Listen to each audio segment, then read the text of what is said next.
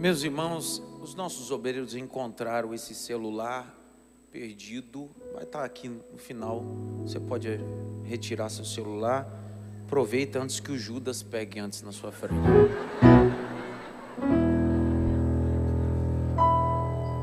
Oxe. Se na igreja que Jesus pastoreava de 12 tinha o Judas, é o cálculo básico. 24, 2 Judas. 36, 3 Judas.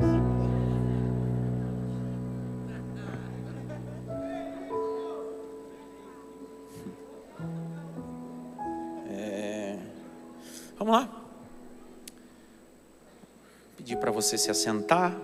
Queria te convidar a abrir a Bíblia em Êxodo capítulo 3, por favor. Êxodo 3. Cristiano está aí? André, né? André está aí? Sua família? Te abençoe, meu amigo.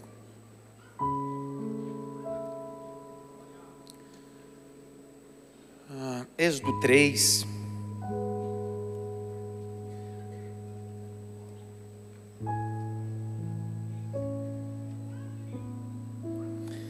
Leia para mim, Jaque, por favor. 3:1.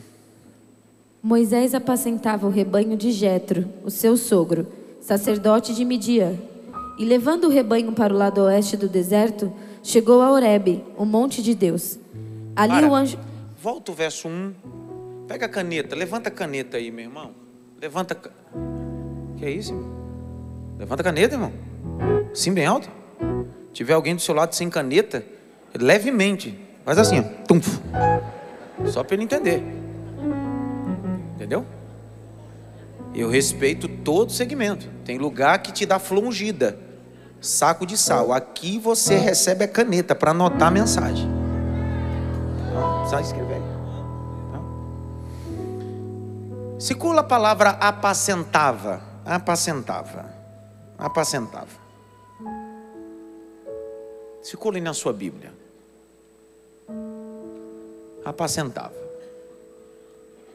Depois circule a palavra levando. Circule a palavra levando.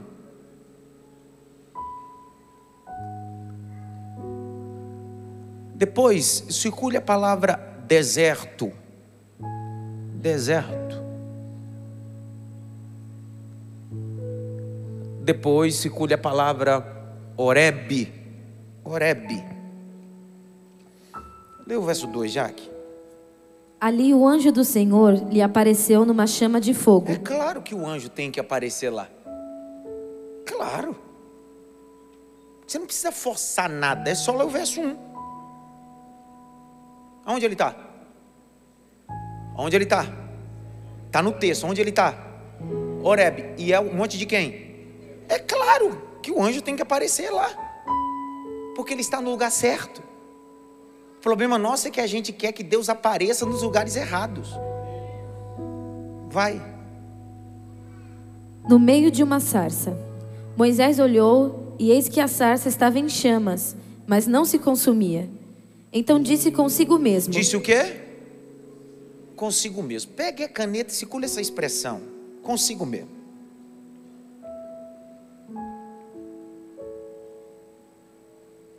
Continua, Jaque. Vou até lá para ver essa grande maravilha. Em outras versões está escrito: e eu me virarei para lá e verei essa grande visão. Vou para lá, me virarei para lá para ver essa grande visão. Ok? Vai, Jaque. Por que a sarça não se queima? Quando o Senhor viu que ele se aproximava para ver... Para. Percebeu que essa sarça só está queimando? Não tem voz. Até esse exato momento, só tem fogo. Não se consome, não tem voz nenhuma dentro dessa sarça. Até o momento que Deus percebe que ele se desprendeu de tudo e se virou para Deus. Aí Deus disse: agora eu vou começar a falar, porque você já se desprendeu das outras coisas. Porque enquanto você estiver meio a meio, eu não falo. Você só sente o meu calor e vê o meu fogo. Mas quando você se desprender de lá e se conectar aqui, eu começo a falar. Vai. Quando o Senhor viu que ele se aproximava para ver, Deus do meio da sarça o chamou e disse... Para. Deus do meio da sarça fez o quê? Mas ele não já estava indo? Você não leu isso, sim ou não? Ele não estava indo para lá para ver? Só que inicialmente ele estava indo movido por um anjo. Está o texto escrito. Só que ele e Yahvé decidiu gritar dizendo: vem preparado, que você não vai ter encontro com anjo não. Você vai ter um encontro com Deus dos anjos. Vai. Moisés, Moisés. Ele respondeu: eis-me aqui. Deus continuou: não se aproxime. Tire as sandálias dos pés, porque o lugar em que você está é terra santa. Circula, sandálias, sandálias, circule sandálias, sandálias. Continua. Disse mais: eu sou o Deus de seu pai, o Deus de Abraão, o Deus de Isaque e o Deus de Jacó. Quem é que está falando isso? A quem? Vamos lá, quem é que está falando isso? A quem? E Deus está recordando Moisés a sua genealogia, sua Gênesis. O Deus do Gênesis. Genealogia, Gênesis. Deus está fazendo uma genealogia e recordando dele a sua genealogia, sua Gênesis. Continua. Moisés escondeu o rosto, porque teve medo de olhar para Deus. Teve medo de olhar para quem? Porque inicialmente ele achava que quem estava no meio da sarça? Um anjo. Só que quando Deus fala, Deus disse: eu conheço tua biografia, eu conheço tua história, eu conheço antes de você ser projeto, antes de você ser gerado. Eu conheço teu pai, conheço tua mãe, conheço teu avô, teu bisavô, conheço todos os teus traumas, tudo que eles passaram. Eu conheço os 430 anos que o povo está nesse Egito. Eu conheço Abraão, porque fui eu que tirei Abraão da terra de Ur dos Caldeus. Eu conheço Isaque, porque fui eu que fiz ele prosperar no vale de Gerar. Eu conheço Jacó, porque na escada que ele teve lá em Betel, eram os meus anjos que subiam e desciam. Eu conheço. E agora eu decidi descer aqui no monte para dizer para você que não tem anjo para você não. Com você é eu e você, tete a tete, cara a cara. Vamos lá.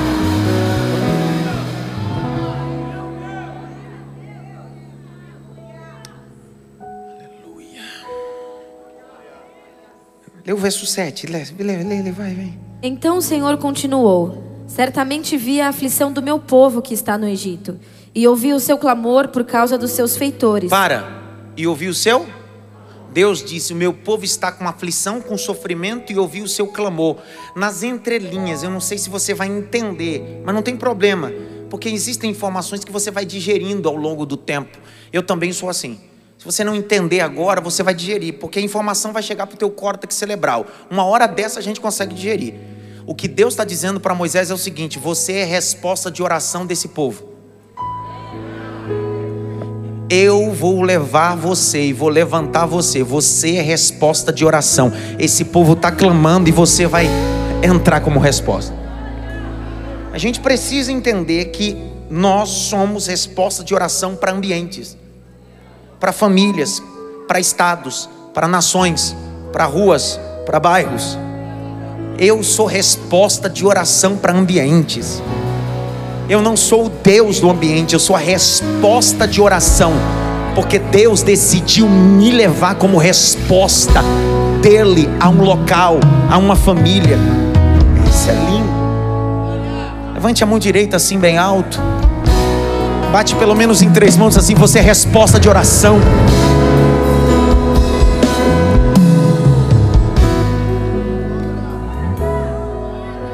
Lê, Jaque. Conheço o sofrimento do meu povo, por isso desci a fim de livrá-lo das mãos dos egípcios e para fazê-lo sair daquela terra. Até aí, verso 13 e 14, e a gente começa a fazer exposição rápida, porque não tem nem tempo. Sinto que vai ter a quinta.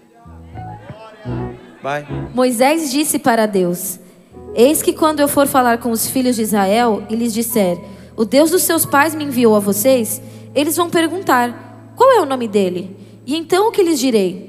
Deus disse a Moisés: Eu sou o que sou. Disse mais: assim você dirá aos filhos de Israel: eu sou, me enviou a vocês. Deus me disse Tá ainda... bom. O eu sou me enviou a vocês. Semana passada, nós terminamos a exposição quando Moisés, aos 40 anos de idade, chega nas cercanias de um homem chamado Reuel.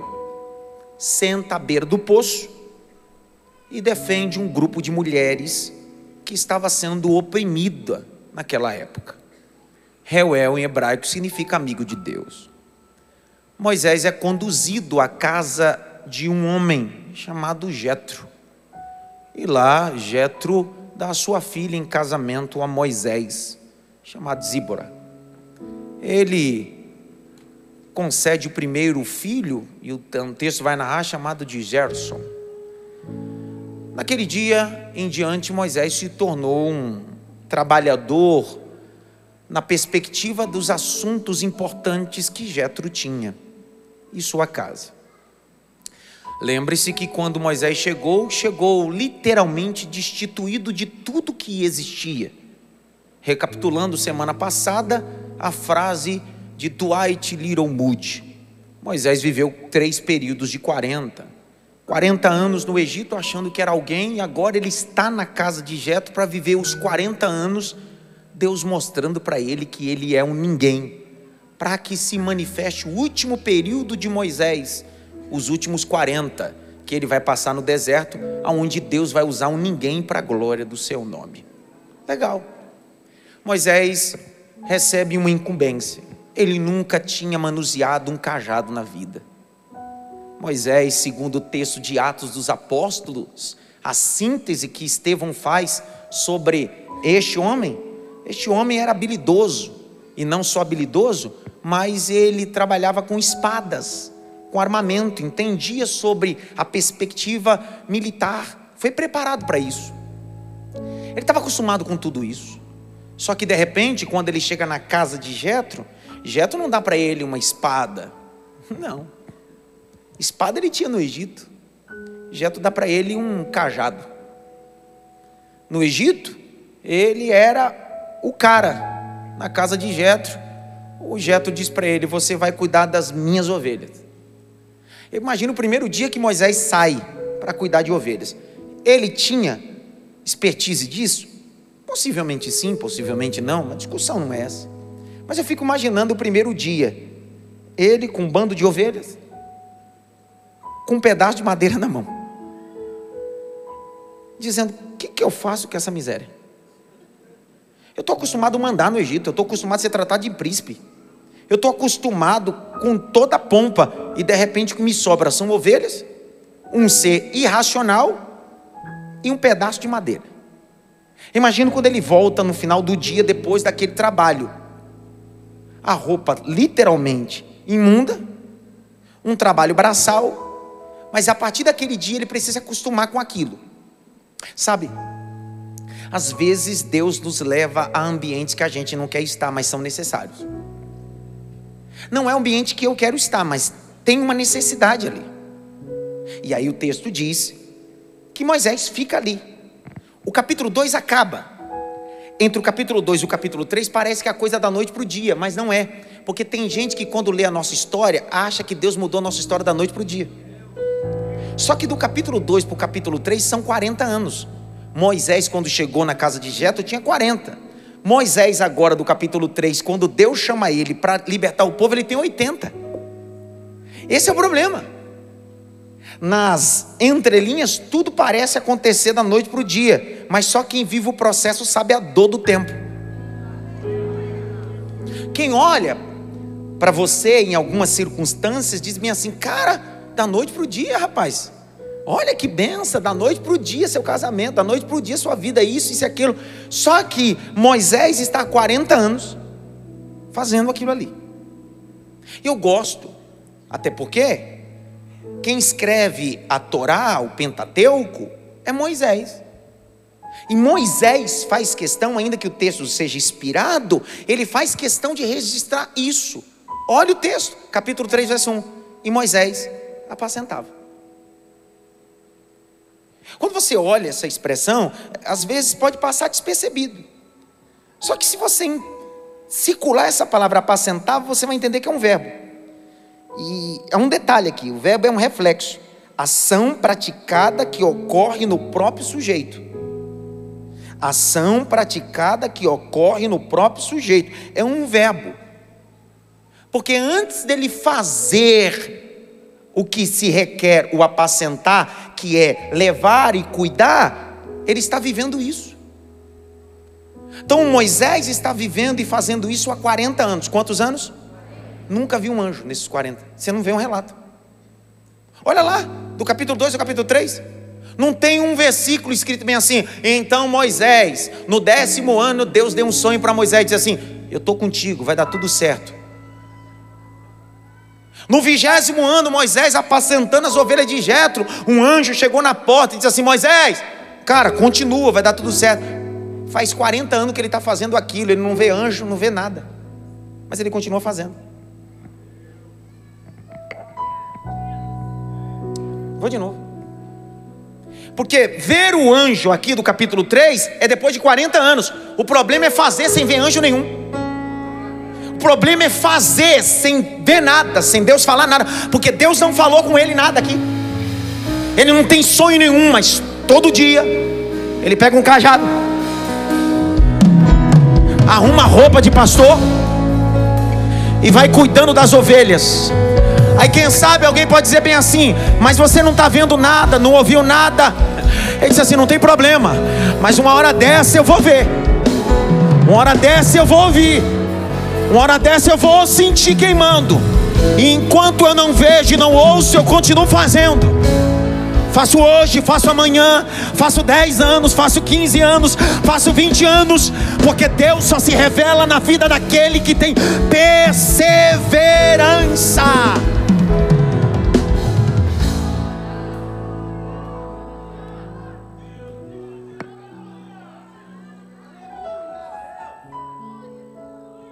Você já viu uma receita de bolo? Já viram ou não? Já experimentou bater a massa? Como é diferente. Ô Moisés, está fazendo a mesma coisa durante 40 anos e não viu nada. Pessoal, isso é importante a gente entender. Moisés não teve nesses 40 anos nenhuma experiência epifâmica. Eu fui consultar os textos dos midrashins. Os rabinos vão corroborar sobre essa ideia, que durante 40 anos o Eterno decidiu não se manifestar a Moisés, mas Moisés decidiu fazer sem Deus se manifestar.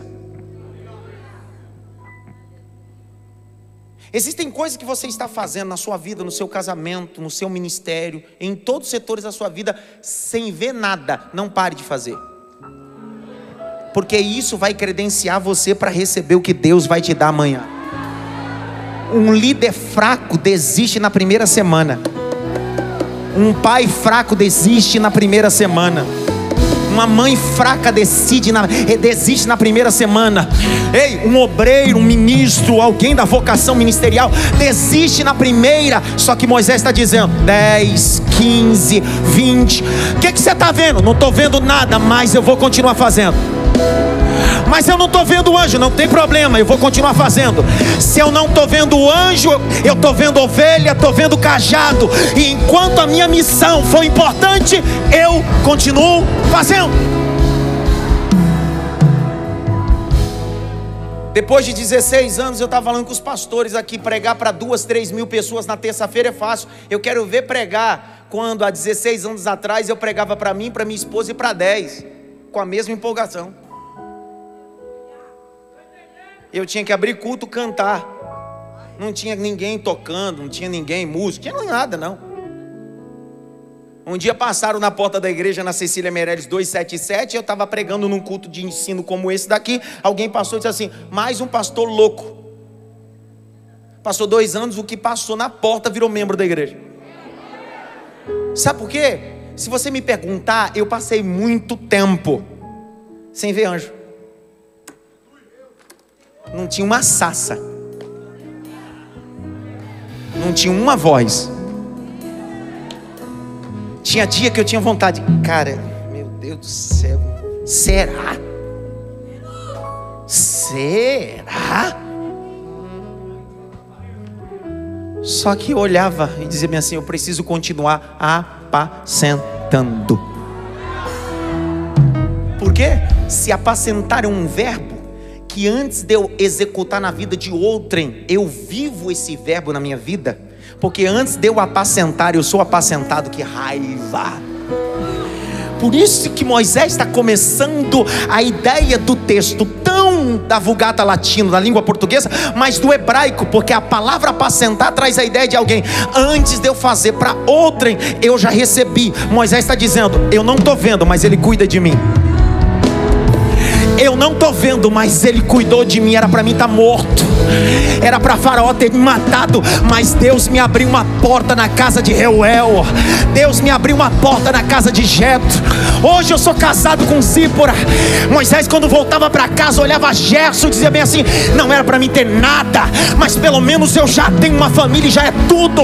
Eu não estou vendo ele, mas eu estou vendo a benfitude dele. Estou liberando essa palavra. Eu não estou vendo o anjo, mas eu estou vendo a graça dele. Eu não estou vendo fogo, mas estou vendo a misericórdia dele.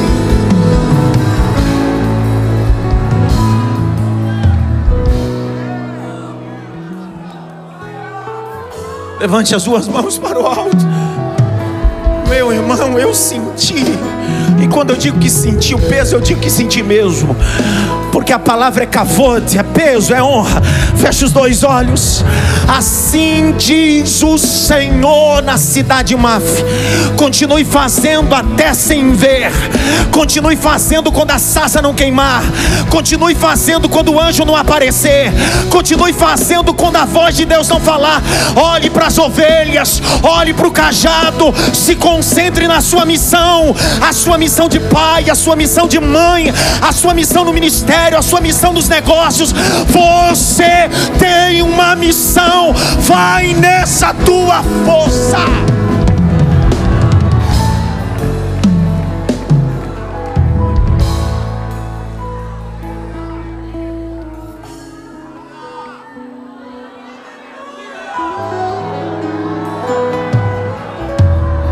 Vagninho, é fazer naqueles dias que ninguém vê.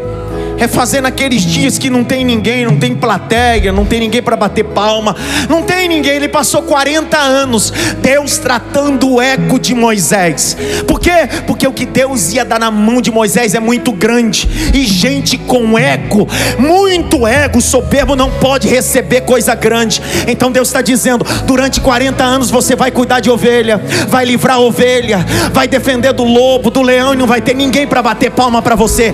Moisés, no dia que você liderar o meu povo, é do mesmo jeito, não espere aplauso. Eles vão te criticar, eles vão murmurar contra você, mas como 40 anos eu fiz, eu vou continuar te apacentando. Você cuida deles, eu cuido de você. Você cuida deles, eu cuido de você.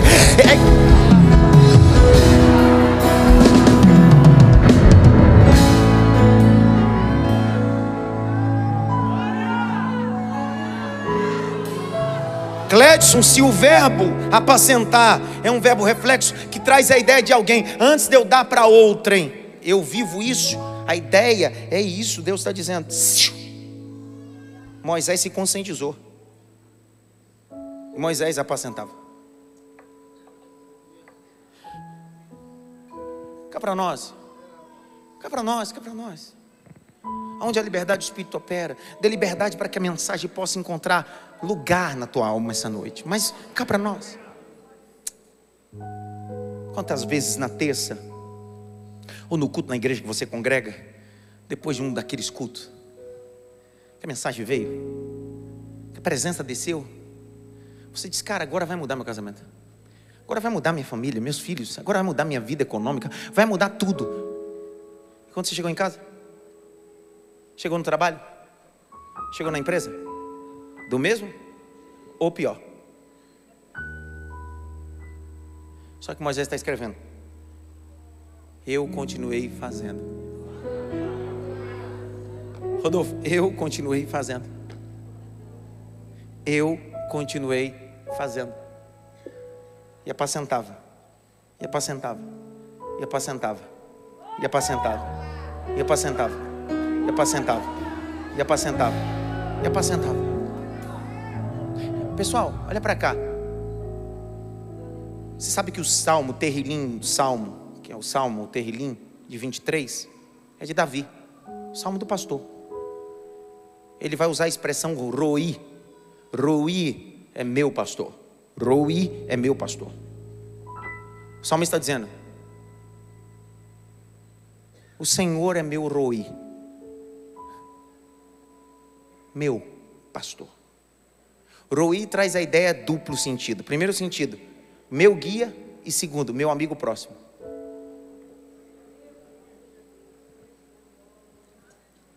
Moisés não está dizendo eu pastor. Moisés está dizendo eu apacentava. Porque o que Moisés está dizendo é: eu não tenho título, eu tenho trabalho.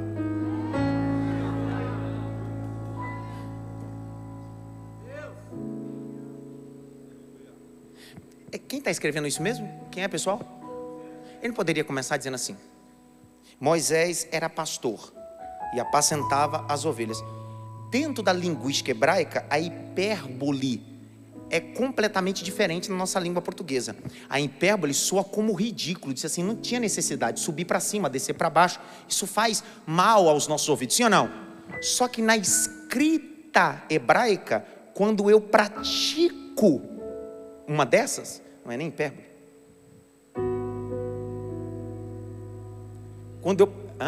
Pleonasmo. Quando eu pratico um pleonasmo, subir para cima e descer para baixo, dentro da nossa linguística, isso dói aos ouvidos. Mas na língua hebraica, pleonasmo é quando eu quero dar ênfase a alguma coisa. Quando Jesus entrou em Betânia, Jesus disse assim: Lázaro, sai para fora. Ali é um pleonasmo. Por que o texto de João preservou isso? Porque dentro da cultura judaica, pleonasmo é supervalorizar o que vai ser feito. Então o que Jesus vai fazer não é só ressuscitar, é libertar, é fazer algo grandioso. Moisés está dentro dessa cultura. Moisés não poderia usar o pleonasmo para dizer bem assim: Moisés, pastor, apacentava as ovelhas. Sim ou não? Só que Moisés está deixando um detalhe, está dizendo bem assim: alguns só têm título. Então eu vou abrir mão do título e vou me concentrar na minha missão. Eu conheço, irmão. Ei, como eu disse para vocês, eu não entendo de outra coisa. Minha vida foi isso aqui. Só entendo de igreja. Entendo de demônio, crente ruim, crente bom, trapizunga. Eu entendo só disso.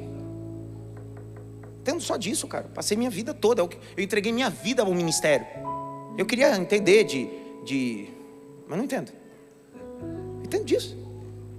E o que me deixa embasbacado nesses 21 anos de ministério é que eu topo só com gente com título. Gente que vive atrás de título. E Moisés está dizendo: eu não tenho título, eu faço. O reino de Deus está vomitando gente com título, está aceitando gente com missão. Vou de novo. O reino de Deus está vomitando gente com título e está aceitando gente com missão.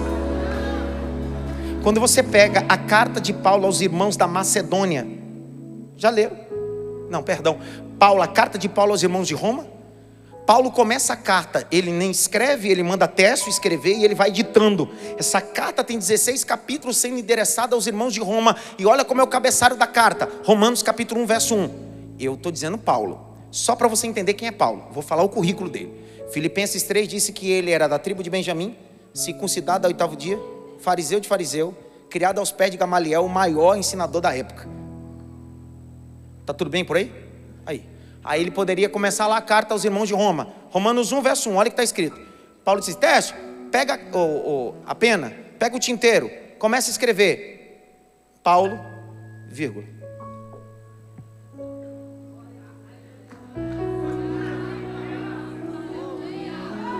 Aí Tércio, o senhor quer que eu coloque o seu doutorado, o seu pós-doc? O senhor quer que eu coloque o reverendo? O senhor quer que eu coloque o que aqui? Tribo de Benjamim, porque o senhor é da tribo de Benjamim e tal, não sei o que lá. Não, põe servo. Mas servo de quem? De César? Servo de sua mãe? Não, servo de Jesus Cristo.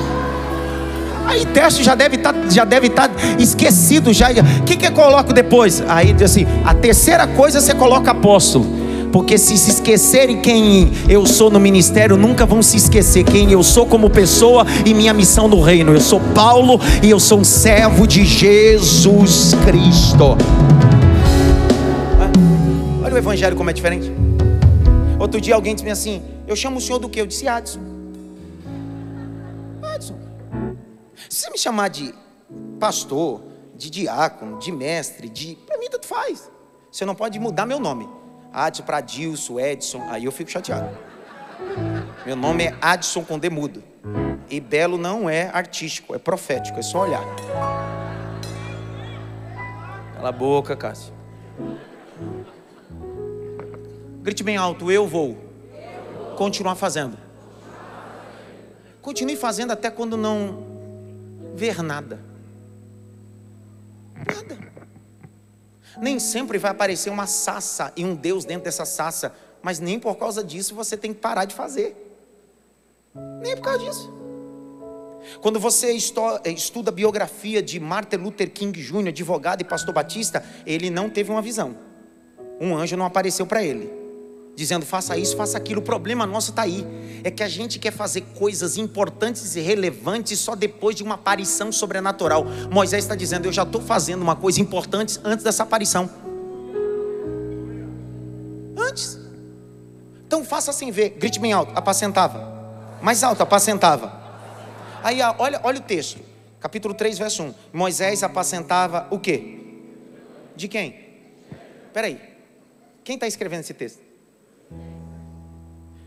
O ponto principal aqui não é Deus se encontrando com ele, sim ou não?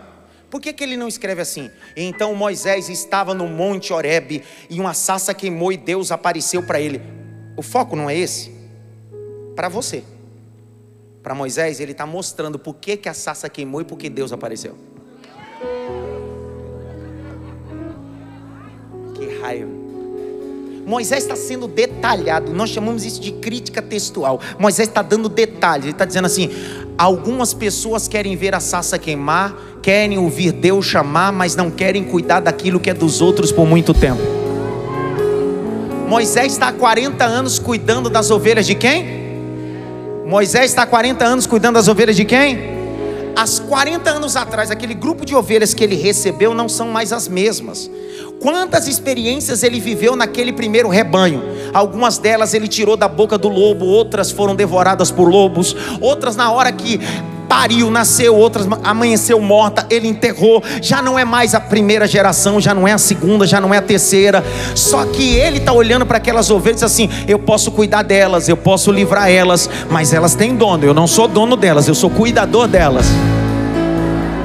Moisés está sendo treinado num ambiente, dizendo bem assim: eu não posso tomar posse daquilo que não é meu, mas eu vou cuidar como se fosse meu. Vou de novo: essas ovelhas não são minhas, são do meu sogro, mas eu vou cuidar como se fosse minha. Mas eu quero deixar bem claro para minha alma: não são suas, Moisés, mas cuide como se fossem suas.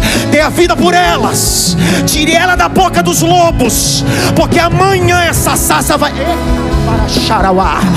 amanhã essa sarça vai queimar. E quando essa sarça queimar, uma voz vai bradar e vai dizer: Moisés.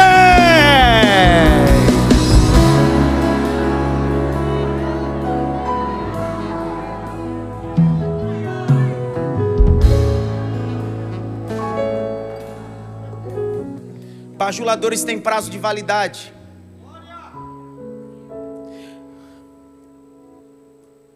Bajuladores têm prazo de validade. Se Moisés fosse um bajulador, não duraria 40 anos cuidando daquilo que era do sogro. A bajulação é a falsa honra. A palavra honra significa cavô de peso. Não confunda honra com submissão ou habitolação. Honra é tratar como precioso.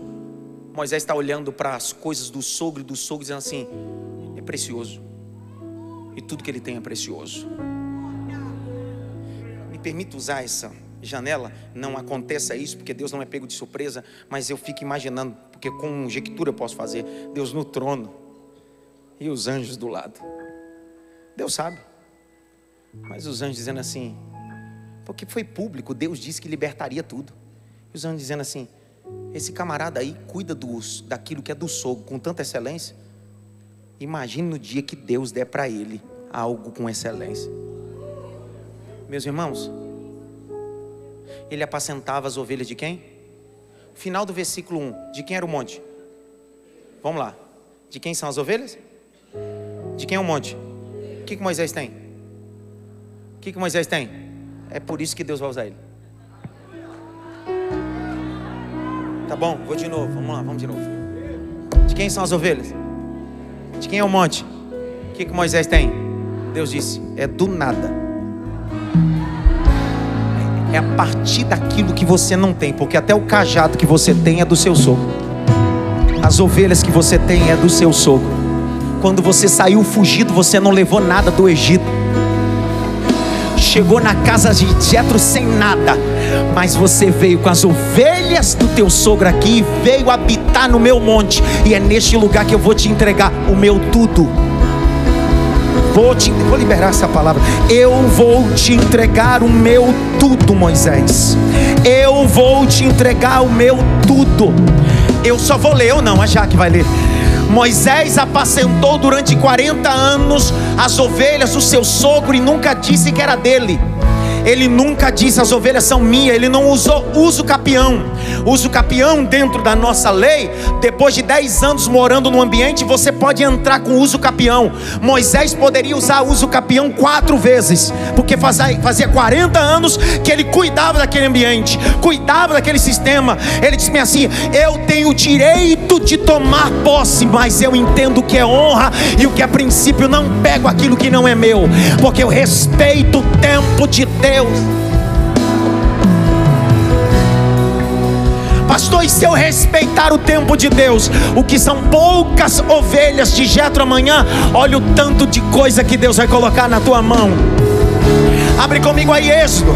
Abre comigo Êxodo, capítulo de número 12. Aleluia. Êxodo 12, 37 a 38. Leia aí, Jaque.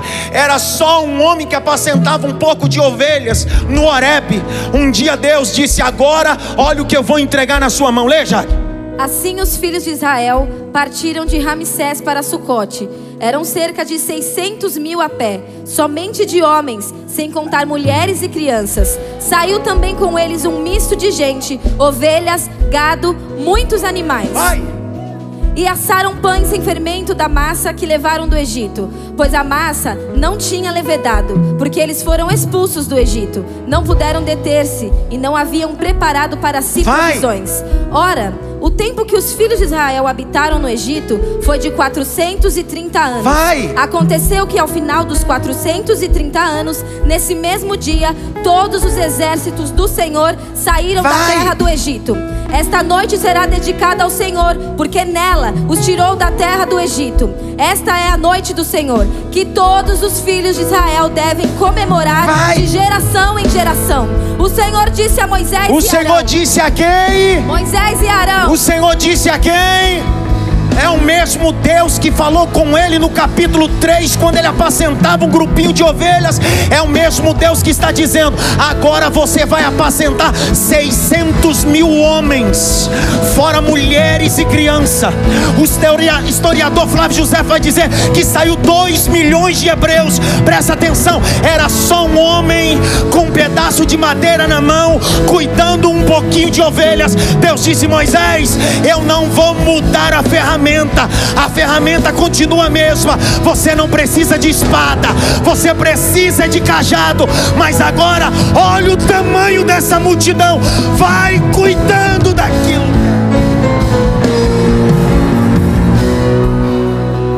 Seja fiel no pouco. Seja fiel no pouco. Seja fiel no pouco. Seja fiel no pouco. Seja fiel no pouco. Seja fiel no pouco. Seja fiel no pouco. Seja fiel no pouco. Seja fiel quando não tiver aplauso. Seja fiel quando não tiver ninguém assobiando. Seja fiel quando ninguém compartilhar, quando ninguém curtir. Seja fiel, seja fiel, seja fiel, seja fiel. Você está trabalhando em um ambiente que ninguém te valoriza. Seja fiel nesse ambiente. Não tem elogio, não tem compartilhamento, não tem reconhecimento. Não chuta o balde, não escandaliza. Acorda amanhã, toma banho, pega teu cajado, pega o teu uniforme e diz: eu vou continuar apacentando, eu vou continuar trabalhando, eu vou continuar batendo a minha meta, eu vou continuar trabalhando com integridade. Mas ele não está vendo, não tem problema. Aquele que me apacenta até sem eu ver fogo, sem eu ver anjo. Mas qualquer hora dessa eu vou chegar no escritório, eu vou chegar na metalúrgica, eu vou chegar na empresa, haverá uma sarça queimando e Deus dizendo: Urabacanto, e a calabarachai, Moisés, você cuidou, eu cuido de você. Moisés, você cuidou, eu cuido de você. Será que tem alguém para pegar o peso dessa mensagem aqui? Aleluia, aleluia, aleluia, aleluia. Oramaia calamácia, ele me aforgue, me caladura vácia, aramachura bagácia. Aleluia, aleluia. Nós somos uma igreja continuista. Amamos a teologia, amamos a exegese, mas cremos nos dons espirituais, cremos no poder do Espírito, cremos na glossolalia. Nós acreditamos no poder da mensagem. Continua, Moisés, continua.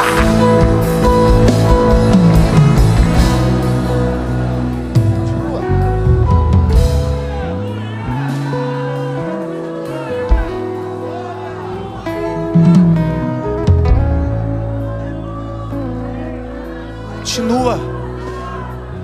Dá um toque pelo menos em 3, assim: continua. Continua.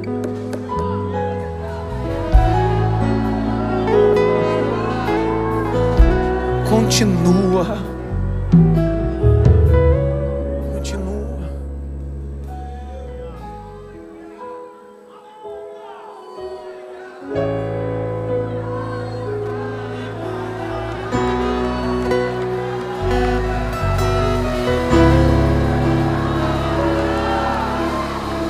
Poderia estar, eu poderia estar em qualquer outro lugar, mas sua glória me atraiu, tua presença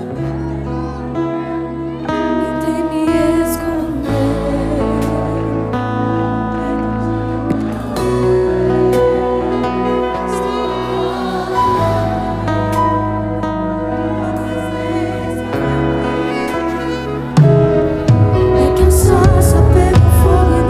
Consumiu, e a voz que só então um dia me atraiu. Meu coração queimou até que descobriu que um dia com tua glória vai me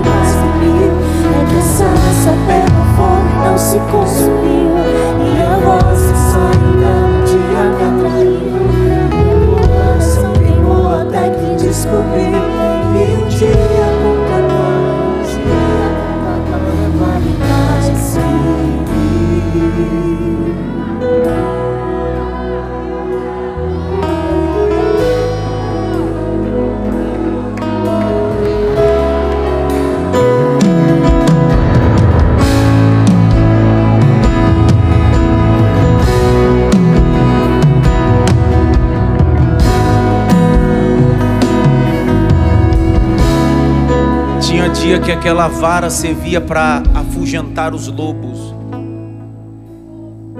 Tinha dia que aquela vara servia como instrumento para guiar o rebanho. Mas tinha dia que aquela vara para Moisés virava apoio para lágrimas. E não é forçar texto. O escritor aos Hebreus disse que antes de Jacó morrer, ele se apoiou em sua vara. Está lá. E apoiando, pois, Jacó em sua vara. Mas é a mesma que vai tocar no mar amanhã.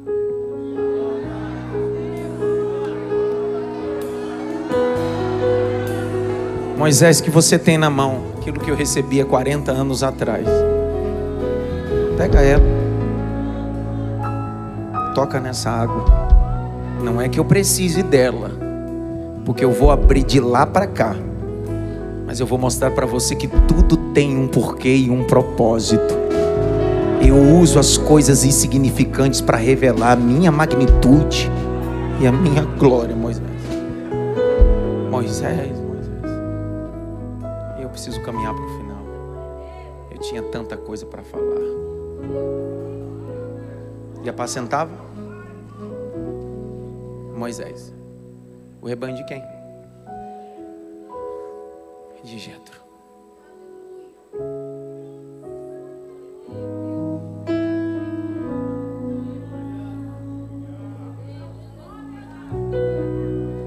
Sabe, quando eu digo que esses 40 anos tratou o coração de Moisés, é só você ler na escrita. A escrita vai revelar que o coração de Moisés está tratado. Ele não é um cara centralizador. Ele não é um cara soberbo que atrai a fama para... Não, Moisés não é. Porque os 40 anos preparou ele para isso. Na escrita você vê isso. Quando ele propõe dizendo: apacentava o rebanho de Jetro, meu sogro, na continuidade ele vai botar um detalhe que está no texto. E levou o rebanho até Horebe, monte de Deus. Presta atenção. Eu pedi auxílio para minha professora de língua portuguesa. A Jacre é professora de língua portuguesa, uma das melhores na minha opinião. Porque trabalhar na perspectiva do texto original é maravilhoso.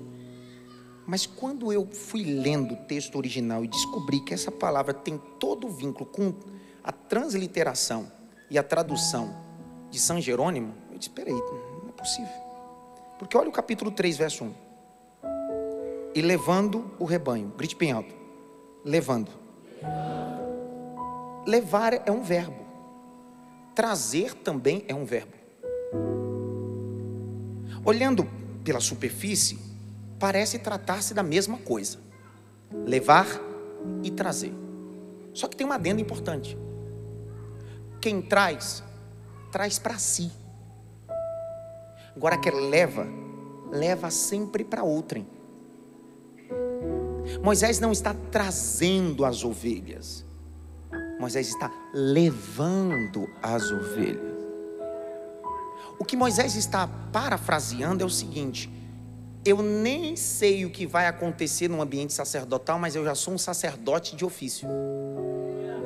Porque sacerdote não traz, sacerdote leva do povo para Deus.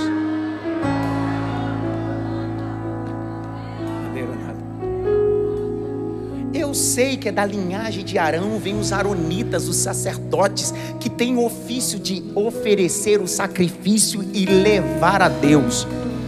Só que quando Deus queria falar com Moisés, Deus não precisava de Arão, Deus não ia lá no santo.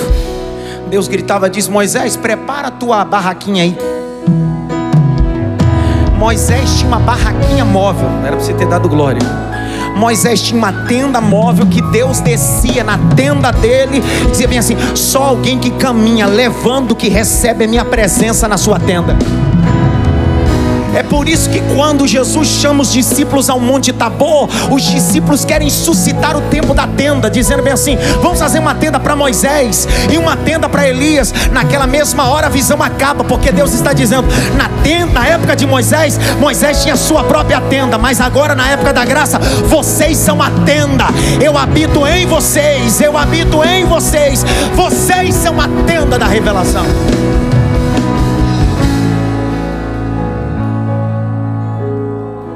Quem traz, traz até aqui. Quem leva, leva até lá. Quem traz, traz até aqui. E quem leva, leva até lá. Moisés está dizendo: eu não estou trazendo até aqui, estou levando até lá. Durante 40 anos, e nesse dia ele disse assim: eu estou levando. Só que ele vai continuar levando, levando o povo até a terra que mana leite e mel. E eu termino. Grite bem alto: Deus é tremendo. Olha o verso 1, lê, Jaque, por favor, e eu vou fechando. Moisés apacentava.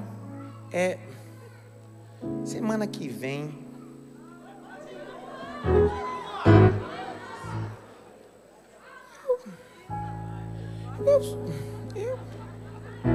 Eu sou o pastor daqui. Só se Deus me matar. Então não tenho a mínima pressa de correr com assunto nenhum.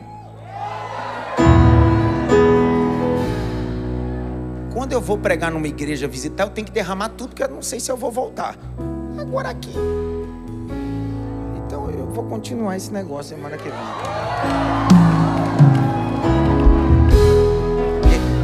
Eu já disse para vocês, mas eu me lembro um dia desse que estava pregando, a irmã, acabou o culto, a irmã disse assim: pastor, o senhor parece aquele apresentador de televisão.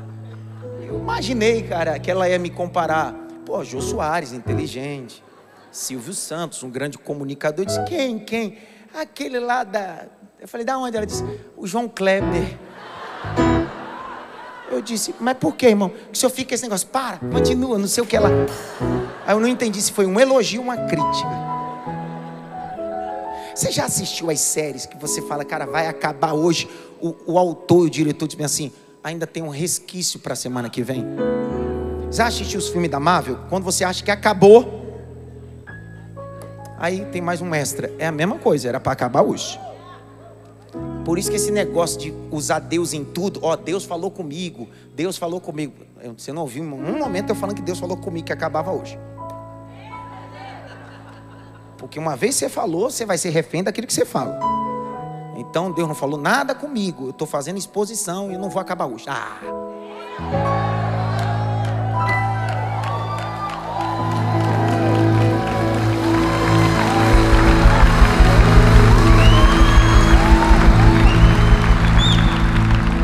Pastor, e as pragas?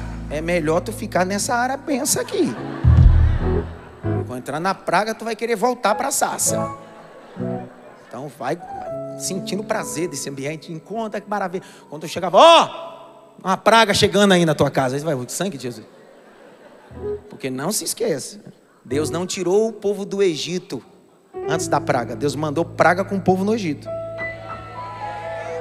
Então Deus não vai lhe poupar do ambiente de praga. Deus vai lhe poupar da praga, mas do ambiente de praga não. Então vai curtindo a sarça, Moisés. Glória. Entendeu? Dá uma olhadinha pelo menos para ter assim. Dá uma glória aí para disfarçar.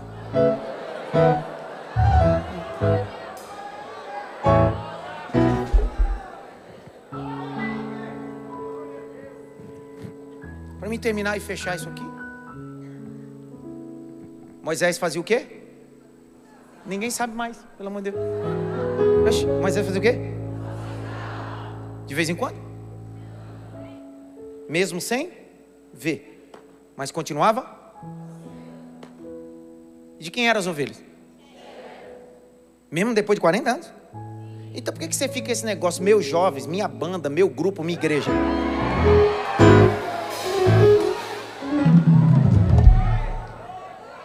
Tu não tem nada aqui, para de ser idiota, cara. Pastor, o senhor disse, vou dizer de novo, para de ser idiota, besta, tu não tem nada, cara. Tu não tem igreja, tu não tem jovem, tu não tem discípulo, tu não tem banda, tu não tem coral, tu não tem nada, é tudo dele, por ele, para ele, são todas as coisas. Isso é bobo, cara.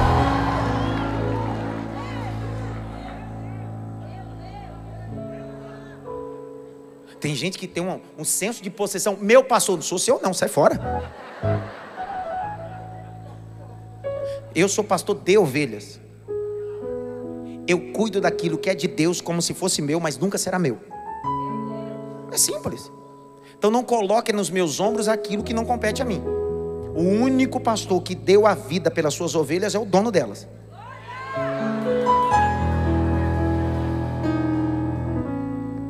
Ninguém fala nada agora.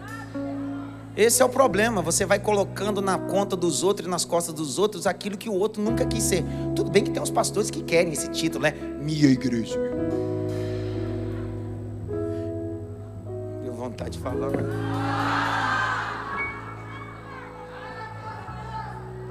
Tem uns processos querendo entrar aí. dia Jesus olhou para Pedro e disse assim: eu conheço você, Pedro, você é sanguíneo, colérico. Vem cá, Pedro, eu gosto de gente assim. Você vai liderar a igreja, mas eu já sei que tu vai dar problema. Parafraseando, vai dar problema, porque eu estou no teu amanhã, tu não está. No dia de Pentecostes, quando tu pregar e quase 3.000 almas aceitar, tu vai se achar a bola da vez. Meu povo, minha catedral, minha igreja. Antes disso acontecer, vem cá. Sim, Senhor. Apacenta as minhas ovelhas. Isso ficava na cabeça de Pedro toda hora. A igreja crescia, se multiplicava. Aí Pedro vai ficando velho, vai escrever epístola e diz assim: pois Cristo é o sumo pastor, o supremo. Meu Deus do céu. Olha o que Pedro está escrevendo, está dizendo assim: eu sou um pastor, mas ele é o supremo pastor. Eu sou o gerente, mas ele é o dono de tudo.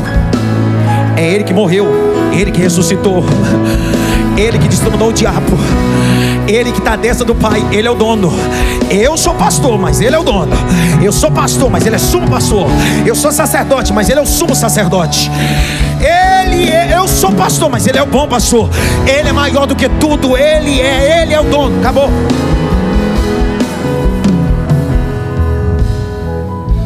Então você não é minha propriedade. Nem quero, tô fora. Já tenho minha turma, dá trabalho demais já. Pastor, o que o senhor quer dizer com isso? Meu papel é lhe apacentar. Roí, seu pastor. Guiar, ser amigo íntimo. Guiar, não bajular. Não mimar. Bilu, bilu de Jesusinho.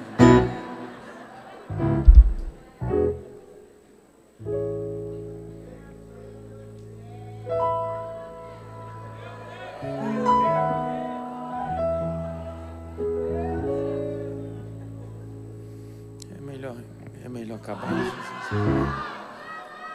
Tem gente que pela primeira vez, a pessoa vai achar: esse pastor é louco. É mesmo. Posso te contar uma história, sim ou não? Eu visitei Roma. E quando eu estive em Roma, eu estava nos sepulcros de São Calixto. E eu tive um momento importante com um pastor de ovelhas e um grupo de ovelhas. Ele estava dizendo como é a perspectiva de cuidar de ovelhas, não só na Europa, mas no Oriente Médio. Eu até postei uma foto que eu tirei com as ovelhas desse pastor. Ele estava conduzindo ali pelos monumentos de São Calixto. Já era um relato histórico, mas eu fiz questão de perguntar e ele me afirmou. Você sabe por que às vezes o pastor tem aquele cajado que tem uma envergadura na ponta? É para puxar a ovelha pela garganta.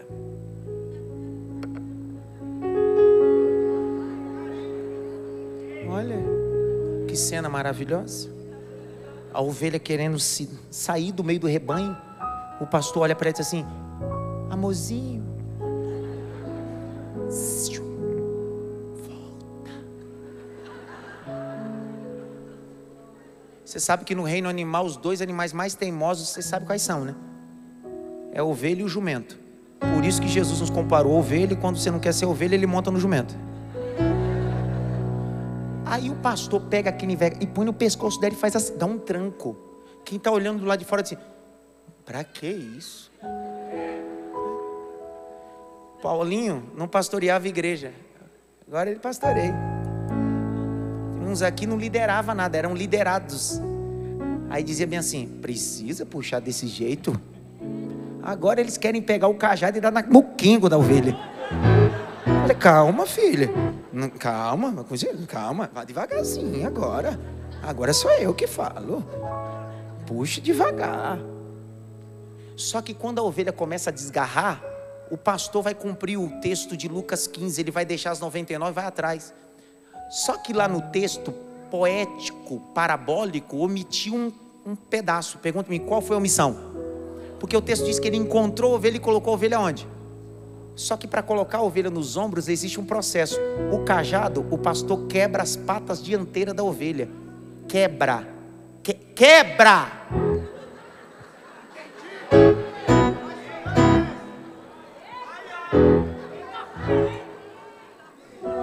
Quinta-feira é o dia, Jesus. Ele quebra as patas dianteiras e anda com a ovelha nos ombros. Aí quem está do lado de fora diz assim: que pastor ruim. Só que olha o conceito do pastor: eu prefiro ter você com as patas quebradas nos meus ombros do que ser devorado pelo lobo. O conceito de pastor é o conceito de pai e mãe. Pai e mãe preferem quebrar as patas do filho e levá-lo nos ombros do que perder para a droga, para o mundo. Então o amor não é emocional, o amor é racional e sacrificial. E às vezes você não entende o amor de Cristo, mas foi isso que Cristo fez com você. Você diz: por que que isso quebrou? Por que que isso doeu? É que Deus diz assim: se eu deixasse do jeito que estava hoje, você estaria morto. Mas eu preferi quebrar a empresa, eu preferi quebrar algumas coisas, porque só assim você andaria nos meus ombros. Está doendo, mas está nos meus ombros. Está doendo, mas está nos meus ombros. Vou de novo: está doendo, mas está nos meus ombros. Não tem problema, eu não quero que ninguém entenda, mas amanhã a cicatriz do cuidado estará ali. Ele cuidou de mim. Jesus é o meu bom pastor.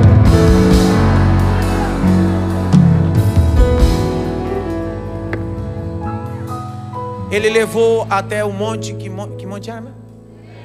Olha para cá. Alguns estudiosos vão dizer que Horebe e Sinai é a mesma coisa. Outros, na perspectiva geográfica, vão dizer que são coisas distintas. Sinai é o ponto, ambiente. Horebe é uma região montanhosa. Faz tudo parte do mesmo ambiente. Mas o Sinai era o endereço onde Deus se manifestava para alguns estudiosos. Outros, Horebe.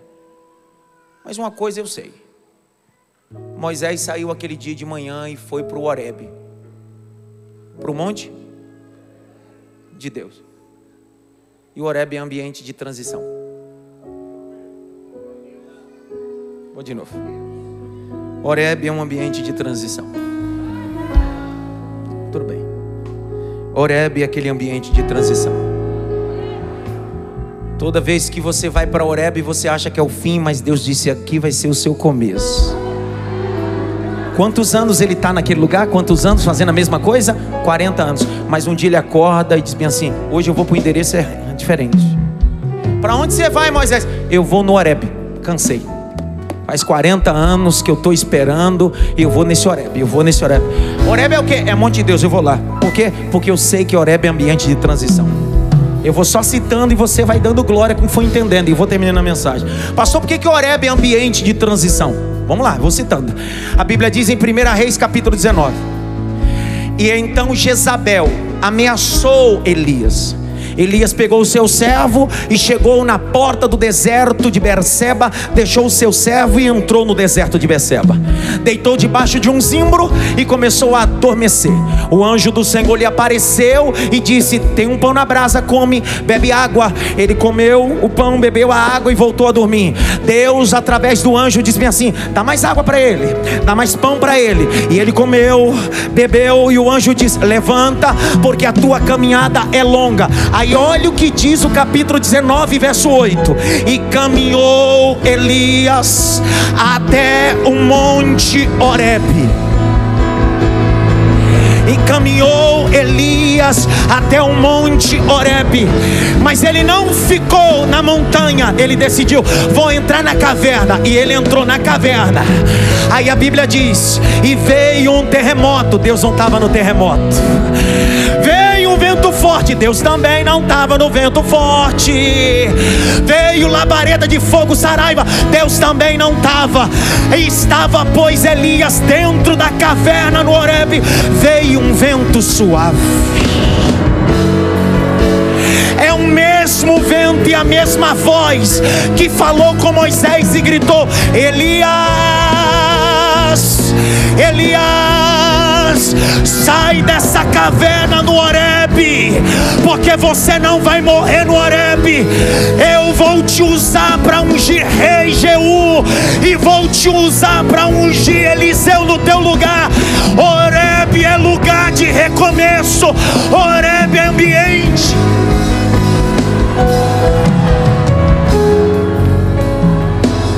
Fique em pé.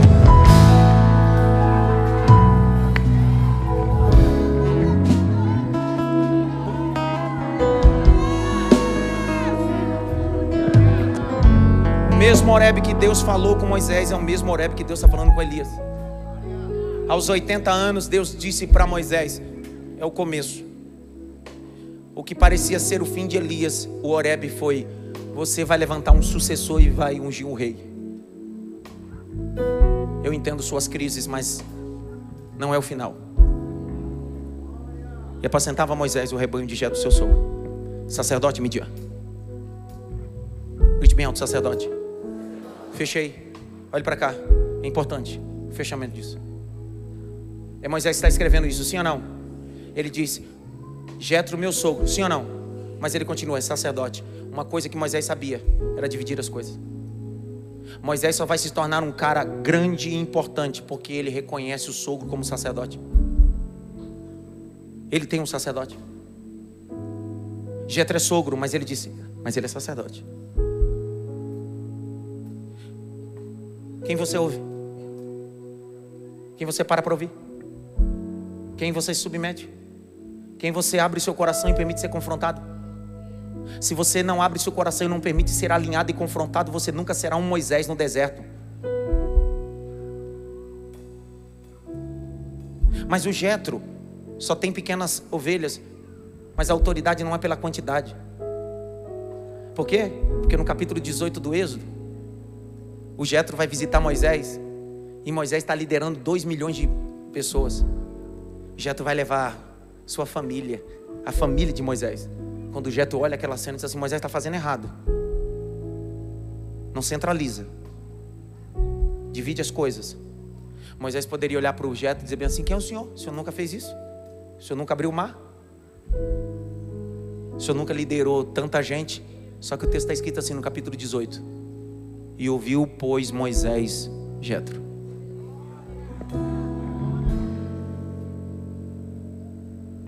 O meu pastor é pastor da minha família há 19 anos, é isso? 19 anos.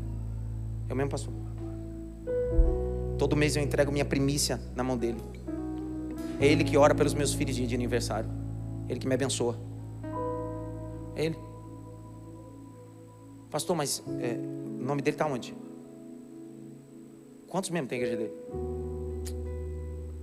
Não é sobre quantidade, é sobre autoridade. Ele é meu Jetro. Só pode liderar quem se submete à liderança. É assim que eu quero que acabe essa mensagem. E apacentava Moisés o rebanho de Jetro, seu sogro, sacerdote em Midian, no Horebe. De quem é o monte? Fica tranquilo. Continua fazendo. Curva a cabeça.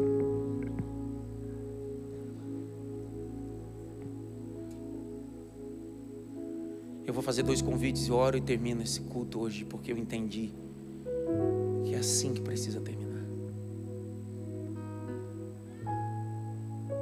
Feche os teus olhos, curva a cabeça.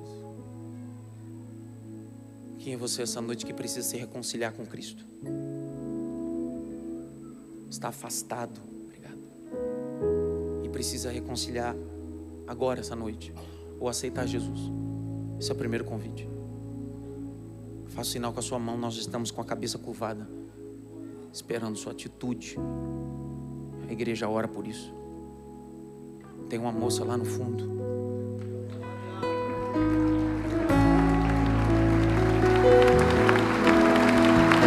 Continue com a cabeça curvada, celebrando, mas orando. Continue intercedendo por isso. Tem mais alguém essa noite? Essa senhora está certa. Tem mais outra moça chegando aqui no altar. Me ajude a ganhar almas. Ore comigo. Vai intercedendo. Pessoas precisam confessar. Pessoas precisam publicamente declarar: eu quero voltar, eu quero me reconciliar. Tem mais alguém? Pastor, eu quero me reconciliar hoje. Eu quero fazer isso. E eu faço o segundo pedido. Quem é você como Moisés? Tem mais outra moça se reconciliando a Jesus aqui. Aleluia. Bendito seja o Evangelho. Aleluia. Aleluia. O Evangelho é o poder. Quem é você essa noite? A senhora quer? Vem. Aleluia.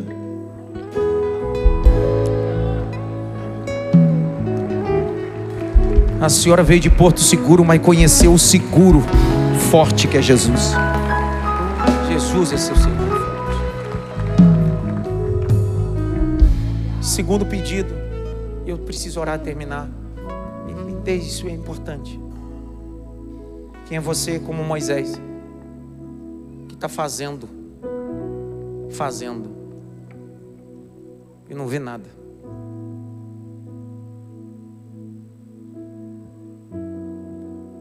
E antes dessa mensagem você estava nutrindo um sentimento: vou parar de fazer, lutar pelo meu casamento, os meus filhos, projetos, etc. Mas essa mensagem veio ao seu encontro.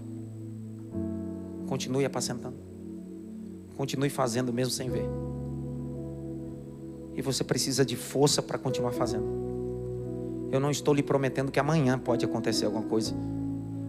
Esse pedido é: saia do seu lugar e venha receber força para continuar fazendo. Se você precisa de força para continuar fazendo, venha. Eu preciso orar. Venha. Isso é para crente mesmo. Para crente, vem. Não precisa nem aplaudir, vai vir muita gente. Vem. Pastor, eu preciso de força. Tá feia a coisa, pastor. Eu tô querendo parar com esse negócio. Esse negócio de família não é para mim, pastor. Esse negócio de casamento não é para mim. Esse negócio de profissão não é para mim. Esse negócio de ministério não é para mim. Esse negócio, pastor, cansei, não vejo nada. Faço. Só que Deus soprou a sua mensagem para nós e disse: continue fazendo.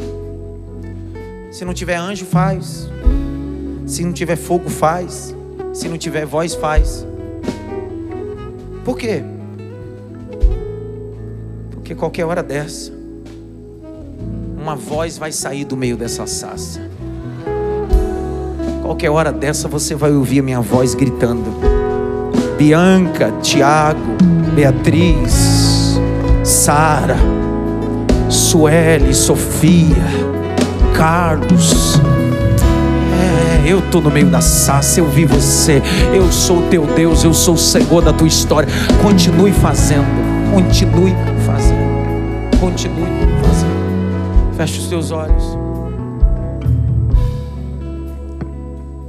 Pai, eu queria te pedir uma coisa essa noite, meu Pai.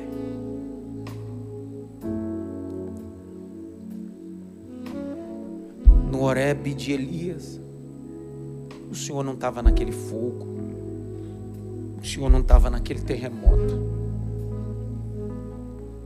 O Senhor estava em uma voz mansa, suave.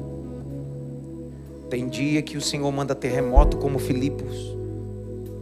Tem dia que o Senhor manda fogo como Carmelo. Mas tem dia que o Senhor fala sussurrando no Horebe. Sussurra na alma desses teus filhos.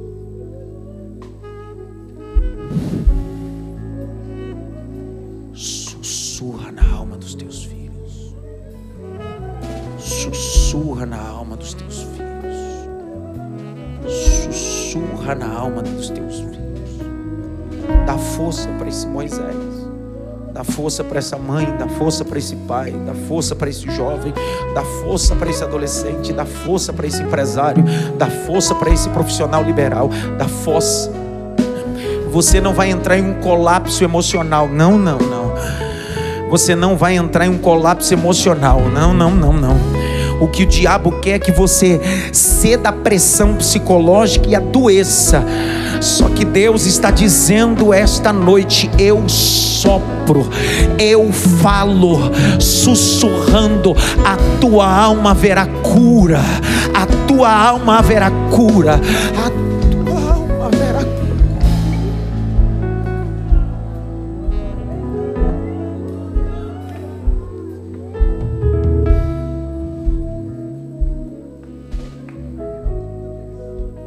Faço o que tenho que fazer e dou a benção, mas preciso fazer isso. Qual é o maior avivamento de um culto? Pastor, bom receber o senhor aqui. Qual é o maior avivamento de um culto?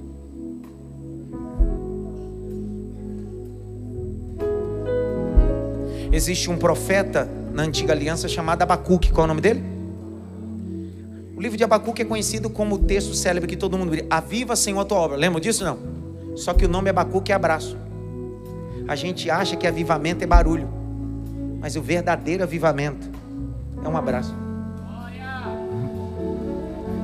Quando o Eutico caiu da janela, Paulo abraçou o Eutico, ele ressuscitou. Quando o filho pródigo voltou para casa, o pai foi ao encontro dele e o abraçou. Um abraço é o maior avivamento. Então eu queria que você fizesse isso tanto aqui como aí atrás. E depois eu dou a bênção apostólica e a gente vai embora. Eu sei o que Deus falou comigo e falou com você. E apacentava Moisés. Dê um abraço pelo menos em 3 e diga para ele: continue apacentando. Não pare. Aí atrás também, pelo menos em 3, diga para ele: continue apacentando. Continue fazendo. Continue fazendo. Continue fazendo. Vai valer a pena. Continue. Vai valer a pena. Vai valer a pena mesmo. Vai valer a pena. Vai valer a pena. Vai valer a pena mesmo. Enquanto você vai se colocando no seu lugar e eu vou falando isso, fechando, dando a benção. Eu fui numa loja de moto hoje comprar um equipamento. O moço que me atendeu, afastado da igreja. Eu sou muito avexado, eu tinha muita coisa para fazer hoje. Eu tinha que vir para o escritório liberar algumas coisas, conferir outras coisas em vários departamentos, tanto na editora, no ITEPA e nas coisas da igreja. Mas eu fiquei ali uns 20 minutos batendo papo com ele. Você sabe por que ele estava afastado? Ele teve 2 abortos, 2 percas de 2 filhos. Eu perdi 3. E no segundo que ele perdeu, em meia conversa, ele disse assim: o que eu queria era só alguém para me abraçar, alguém para me acolher. E não o fizeram. O bebê dele nasceu, tem 9 meses ou 7 meses. Mas ele se queixou para mim, não da exegese, nem da homilética. Ele disse que o que eu queria era só ser assistido nesse momento de dor. Estamos como a igreja de Éfeso, uma boa ortodoxia, mas temos dificuldade com a ortopraxia. Temos uma boa teologia, mas uma má prática de uma boa teologia. Falamos muito bem de amor, mas temos dificuldade em amar. Levante as 2 mãos. O verbo reflexo. Eu faço porque eu estou vivendo. Eu apacento porque Deus me apacentava.